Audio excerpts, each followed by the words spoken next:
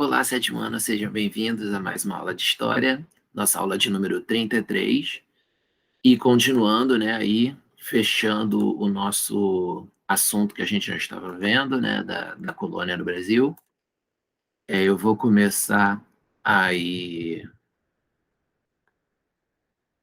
a compartilhar a tela com vocês, né?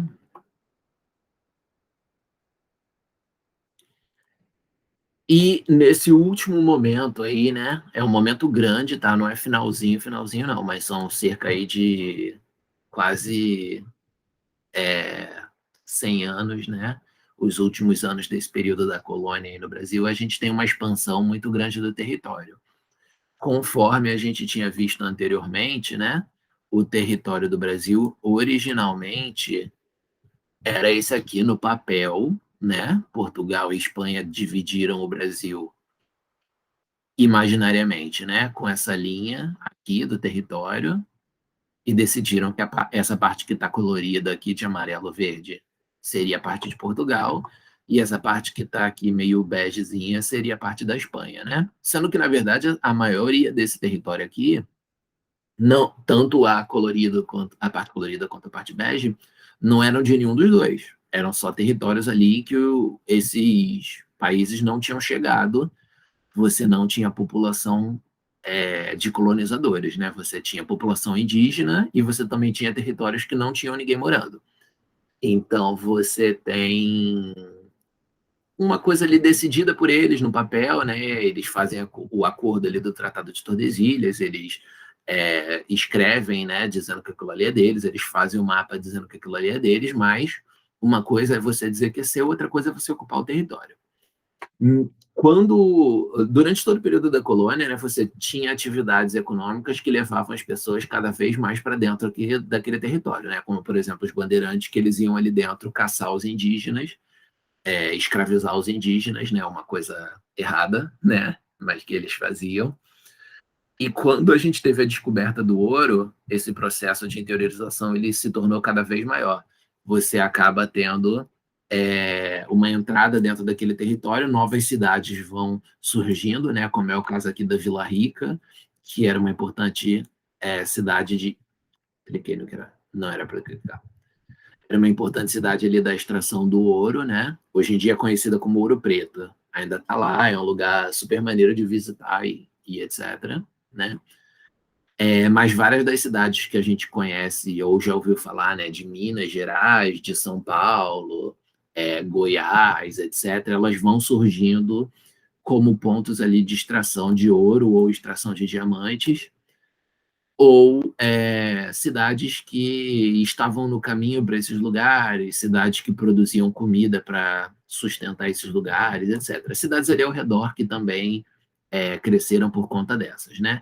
Então, alguns nomes mais importantes aí são Ouro Preto, Diamantina, Tiradentes, que ficam em Minas, Pirenópolis, Corumbá e Jaraguá, que ficam em Goiás. Várias outras cidades ali, como Anápolis ou Lapa, no Paraná, elas estavam surgindo para povoamento das pessoas, né? Para ajudar as pessoas a descansarem, se alimentarem, para que os tropeiros, os monçoeiros, né, que estavam sempre andando ali pelo território buscando produtos para vender e comprar, esses caras pudessem parar nesses lugares, né? Então, aos poucos, o território do Brasil, na prática, ia tomando esse formato aqui que a gente conhece, né? Claro que ainda tinha muito indígena nesse território, a guerra contra os indígenas foi mais forte do que nunca nesse momento aí do século XVII e XVIII. Porém, você tinha a chegada de alguns dos colonizadores, alguns dos portugueses e alguns dos brasileiros descendentes de portugueses, chegando em territórios até onde a gente está mais ou menos aqui, que é o que vocês conhecem, né, do Brasil, de hoje em dia, né? Então, mudou disso aqui, que era o que dizia apenas no papel no início, quando Portugal e Espanha decidiram dividir o território, até um território desse aqui. Primeiro as pessoas chegaram, habitaram e etc., e depois Portugal e Espanha decidiram o que fazer com o território. Porque essas terras mais para cá, né, mais para a esquerda da linha do Tratado de Tordesilhas, elas tecnicamente ainda estavam pelo Tratado de Tordesilhas sob controle da Espanha, né? Porém, colonos brasileiros e portugueses foram entrando nesse território que a Espanha não chegava, porque era difícil, né? Era território que tinha indígenas, tinha mato, tinha outras questões territoriais. Então, as atividades econômicas dos espanhóis não levaram eles a entrarem tanto nesse espaço quanto as atividades econômicas daqui do Brasil, né? Tipo ouro. Então, você acabou tendo uma presença muito maior de portugueses e colonos brasileiros. E aí a Espanha e Portugal acabaram fazendo novos tratados ali, o Tratado de Madrid, o Tratado de Santo Ildefonso e o Tratado de Badajoz, para decidir sobre controle de quem que ia ficar aquilo ali, né?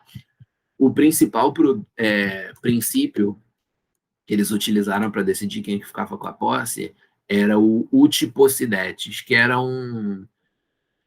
um princípio ali que era bastante usado em tratados nesse tipo, né, de divisão do território e etc., que ele previa que quem ocupasse de fato o território que era o dono dele.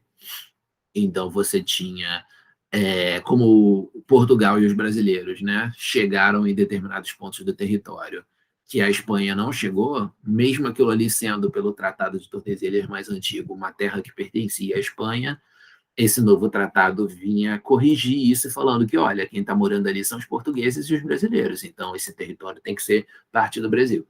Então você acaba tendo a Espanha abrindo mão desse território aí, talvez para evitar guerra, né? Talvez em troca de algumas outras coisas que Portugal desse para ela economicamente e tal. E claro que isso é ignorando totalmente os indígenas, tá? As terras que os indígenas morassem não eram consideradas por esse princípio do Utposidete como posse deles, simplesmente era considerado como um território mais ali que se podia pegar. Então, esse conceito ele era usado de uma forma racista também, né? De uma forma que excluía os indígenas. E aí, como o território estava cada vez mais importante, essa região daqui de baixo, né, que é onde você tinha o comércio ali feito pelos tropeiros monçoeiros e a atividade do ouro, a capital do Brasil, que na época era aqui na Bahia, não era mais muito estratégica, né? Era muito distante. Tudo que você tivesse que tratar com a capital, você tinha que ficar fazendo esse movimento de vida aqui do sul e centro-oeste para a Bahia, que é ali no Nordeste. Então, nessa época, você teve a mudança da capital da colônia para cá, para o Rio de Janeiro. Tá ficando uma bagunça esse meu mapa, né? Vou trocar aqui a cor do coisa para ficar um pouquinho mais visível. Aqui no Rio de Janeiro, onde a gente mora, né? Até hoje em dia, a nossa cidade, nosso estado, eles viraram a capital do Brasil. Naquela época, tinha dois objetivos principais, né? Primeiro era controlar melhor a produção, o transporte e a cobrança de impostos sobre o ouro, que era a nossa principal atividade econômica naquele momento, né? O ouro era extraído nessa região daqui, então o Rio de Janeiro ficava mais próximo e era o principal porto do qual você vendia, para o qual você levava esse ouro para ele ser vendido.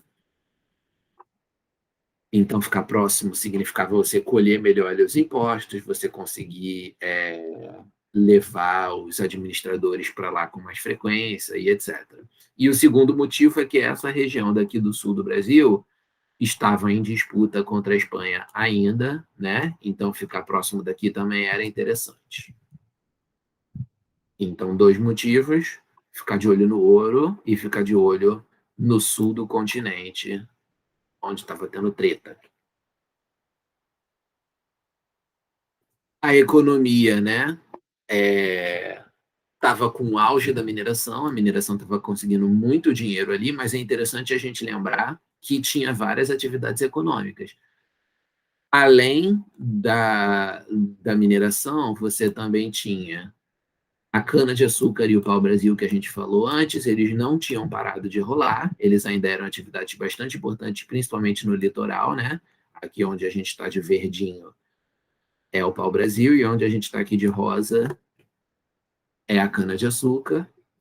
A gente também teve outras atividades que ajudaram você a a expandir o território, né? A pecuária, principalmente, é tudo isso que está de laranja aqui, né? Então era bastante espalhado ali pelo Brasil. E você tinha as drogas do sertão, que não era droga nesse sentido de que a gente usa hoje em dia, não. Tipo maconha, cocaína, essas coisas de ficar doido, não. Droga era usado no sentido de remédio, no sentido de erva, no sentido de coisas assim da natureza, né? Que tinham efeito ou de tempero, ou de medicina, né? Ou de coisas assim, né? Então, isso incluía frutinhas, isso incluía ervas, etc. Então, é coisa tipo açaí, guaraná, sei lá, castanha, pimenta, essas paradas. Eram retiradas ali da região da Amazônia, né, do meio da floresta amazônica, e eles tinham a característica de que eles não criaram muitas cidades, eles não criaram muitos lugares de, digamos assim, né, não criaram muitos lugares aí de expansão do território no sentido de você ter cidades e estradas, etc. Mas você sempre tinha circulação de gente nesses territórios indo buscar esses produtos dentro da natureza e levar de volta para as cidades para vender. Então é importante lembrar, mesmo que a gente foque no nosso estudo, né, de falar, olha, agora estava produzindo muito para o Brasil, agora estava produzindo muito açúcar, agora estava produzindo muito ouro e etc, e outras atividades no futuro, mesmo assim você nunca tem o país inteiro com uma atividade só, né? Você sempre tem uma ou outra atividade que já está sendo estabelecida ali também, só não é tão forte quanto essa principal. É porque a gente não tem como ficar vendo com detalhes tudo, então a gente foca no que estiver sendo principal em cada momento, ok? Agora, na próxima página aí tem um exercício, vocês pausem para fazer ele e a gente já volta para corrigir, ok? Voltamos. Complete as informações do quadro abaixo, preenchendo as lacunas. Guerra das Emboabas foi um conflito entre as pessoas que migravam para as minas e os paulistas que defendiam a exclusividade da exploração do comércio.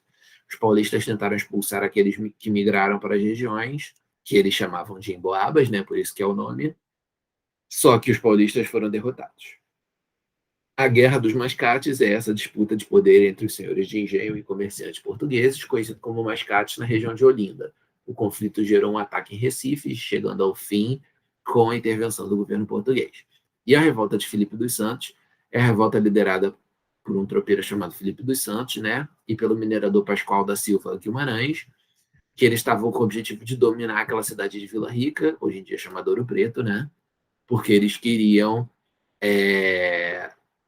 acabar com o domínio de Portugal sobre a região ali, né, que cobrava um valor alto de impostos, que deixava o preço dos alimentos ali muito alto, né, e que tinha essas casas de fundição como um espaço de transformação, né, do ouro em pó em ouro em barra, a gente viu na última aula, né, que era algo que influenciava ali na cobrança dos impostos. Marque um X na alternativa correta é a B, né? A descoberta das minas de ouro e diamantes fez um grande fluxo de migração, formando várias cidades e vilas no interior do território. O nome de algumas cidades fundadas nesse momento, né? Ouro Preto, Diamantina, Tiradentes, Pirenópolis, Corumbá, Jaraguá. Tem outras também, né? Mas essas são as mais importantes que o livro traz para a gente. Peraí, eu não pulei nada, não? Não. Quais vantagens teria o governo português com a transferência da capital de Salvador? Peraí que eu estou meio confuso aqui. É isso mesmo.